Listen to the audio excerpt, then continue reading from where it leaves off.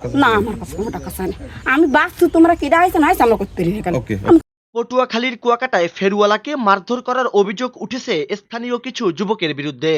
এ ঘটনায় খবর সংগ্রহ করতে গেলে উপজেলা লতাচাবড়ি ইউনিয়নের যুবদলের প্রচার সম্পাদক মোহাম্মদ সুলাইমানের বাধার মুখে পড়ে স্থানীয় সাংবাদিকরা। অভিযোগ সূত্রে জানা যায়, বুধবার ৫ নভেম্বর সকালে কুয়াকাটা পৌরসভার ৯ নং ওয়ার্ডের হোসেনপাড়া এলাকায় এ ঘটনা ঘটে। ভুক্তভোগী নান্না শেখ জানান, কাপড় বিক্রির উদ্দেশ্যে এলাকায় গেলে স্থানীয় বিল্লাল সহ কয়েকজন তাকে কৌশলে ডেকে নেয় ঘরে। পরে কাপড়ের পট্টিতে মোবাইল রেখে চুরির অভিযোগে এলোপাতাড়ি মারধর করে নগদ ২৫,০০০ টাকা ও একটি মোবাইল ফোন নিয়ে নেয়।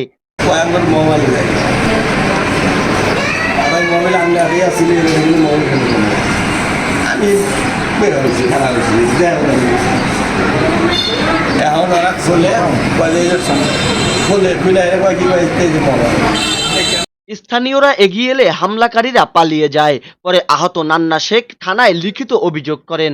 তবে এই ঘটনায় তথ্য সংগ্রহে গেলে বাধার মুখে পড়ে স্থানীয় সাংবাদিকরা। সুলাইমান সাংবাদিকদের ভিডিও ধারণ করতে বাধা দেন এবং নিউজ না করার হুমকি দেন। তুই দেই কতদূর নিতে পারো হেডা আমি দেখমু। আচ্ছা ঠিক আছে, তুই বাসু কতদূর তুমি যাইতে পারো? হ্যাঁ হেডু হেডু হেডু আচ্ছা আপনি দেখেন যান, আপনারা কি ঠিক করবেন? আছে, তোর বড় ভাই তো আমার ছোট ভাই। হ্যাঁ। দেশ রূপান্তরের প্রতিনিধি কে এম বাচ্চু জানান, ঘটনাস্থলে গিয়ে তথ্য সংগ্রহ করছিলাম। তখন সুলাইমান এসে ভিডিও করা বন্ধ করতে বলে এবং পরে আমাকে জড়িয়ে ভুয়া ভিডিও ছড়িয়ে দেন সোশ্যাল মিডিয়ায়। ঢাকা পোস্টের কলাপাড়া প্রতিনিধি এস এম আলমাস বলেন, সুলাইমান এসে আমাদের চলে যেতে বলেন এবং এই বিষয়টি তিনি নিজেই সমাধান করবে বলে জানান। ঝাউবন থেকে একটি ফোন আসে যে এখানে এক ব্যক্তিকে মারধর করে আটকে রাখা হয়েছে। খবর পাওয়ার সাথে সাথে আমি থানা পুলিশের ওসি সাহেবকে ঘটনাটি জানাই এবং কুয়াকাটা প্রেস ক্লাবের সভাপতি মহোদয়কেও জানাই। এরপরে আমি এবং আমার সহকর্মী এস এম আলমাস শিকদের সহকারে আমরা ঘটনাস্থলে যাই। ঘটনাস্থলে গিয়ে এর সত্যতা এবং আলামত দেখে যখন ভিডিও ধারণ করি এবং স্থানীয় মানুষের কাছ থেকে যখন বক্তব্য সংগ্রহ করি, তখনই সুলাইমান ফকির নামের এক লোক ওই অভিযুক্তকারীর আত্মীয় পরিচয় দিয়ে আমাদেরকে ভিডিও প্রদানে বাধা দেয়। ঘটনাস্থলে আমরা যাওয়ার পরে আমাদেরকে সংবাদ সংগ্রহের জন্য সেখানে অসহযোগিতা করা হয় এবং অনেকে সহযোগিতাও করেছে। তবে সবচেয়ে বেশি অসহযোগিতা করেছে যে সুলাইমান নামের যে ব্যক্তি, সে বারবার চেষ্টা করছিল জিনিসটা যে আমি সমাধান করে দিচ্ছি, তাই আমি এটা করতে, আপনারা কেন আসছেন, আপনাদের লাগবে না, এই ধরনের মানে সংবাদকর্মীর ওখানে উপস্থিত হয় এটা সে ভালোভাবে দেখে নেয়, যার জন্য সে বারবার সমাধান করার চেষ্টা করতেছে। ঘটনার পর সুলাইমান নিজের ফেসবুক পেজে সাংবাদিকদের ভিডিও আপলোড করেন, চাঁদাবাজ সাংবাদিক লিখে প্রচার করেন। এতে সাংবাদিক মহলে তীব্র ক্ষোভ দেখা দেয়। এ বিষয়ে তার কাছে জানতে চাইলে তিনি নিজেকে এক প্রকার সাংবাদিক দাবি করেন, তবে বলেন, কাজ এক, আমি আমার ফেসবুক পেজে এমন কন্টেন্ট বানাই, আমার খালি সাংবাদিক কার্ড নেই, তাছাড়া সব আছে।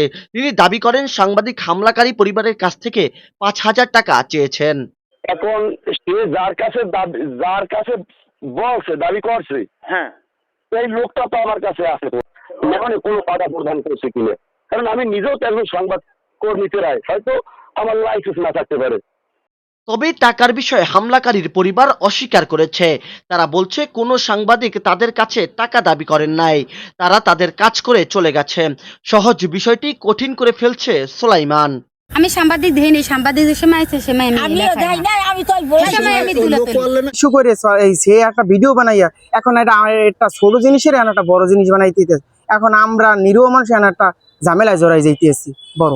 টাকা পয়সা ওখানে চাইতে তাহলে আমি জানতাম, টাকা পয়সাটা এটা মনে হয় কিছুই হয় নাই, টাকা পয়সার ব্যাপারে ওটা আমি জানি না।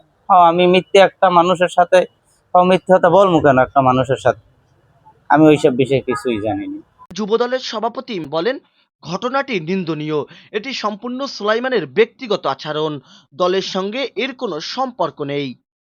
আমার মন্তব্য এই বিষয়ে যে দোষী হইবে, আমি তো শুনলাম, আমি তো প্রত্যক্ষদর্শী না, আমি শুনলাম যেই পক্ষের দোষী হইবে, সাংবাদিক হোক বা ওই যুব দলের প্রচার সম্পাদক, যেই পক্ষের দোষী হইবে, আর যদি যুব দলরা আমার, তাহলে সাংগঠনিক যে ব্যবস্থা নেওয়া যেটা লাগে সেটা আমরা নেব, আর আমার হইলে আমরা সাংগঠনিক ব্যবস্থা নেব। এদিকে মহিপুর থানার ভারপ্রাপ্ত কর্মকর্তা মাহমুদ হাসান জানান, ফেরিওয়ালাকে মারধরের ঘটনায় একটি অভিযোগ পাওয়া গেছে, তদন্ত সাপেক্ষে ব্যবস্থা নেওয়া হবে। সাংবাদিক হেনস্থার বিষয়ে লিখিত অভিযোগ পাওয়া গেছে, ঘটনাটি তদন্ত করে আইনগত ব্যবস্থা গ্রহণ করা হবে। হ্যাঁ জানি। অভিযোগ আছে, আমার অফিসার দেখতেছে বিষয়টা। এই বিষয়ে এটা ভাই এখন উনি যে ওনার কি আচরণ ঘটছে ওখানে, এটা তো আর আমি জানি না। উনি কি করতে গেছিল, ওনার সাথে কি কথা কাটাকাটি হচ্ছে। তারা দাবি করতেছে যে সংবাদকর্মী টাকা দাবি করছে, জি। সংবাদকর্মী বলতেছে যে না, তারা উল্টাপাল্টা কথা বলতেছে। আবার এই ব্যবস্থা তো নেবই, অবশ্যই ব্যবস্থা।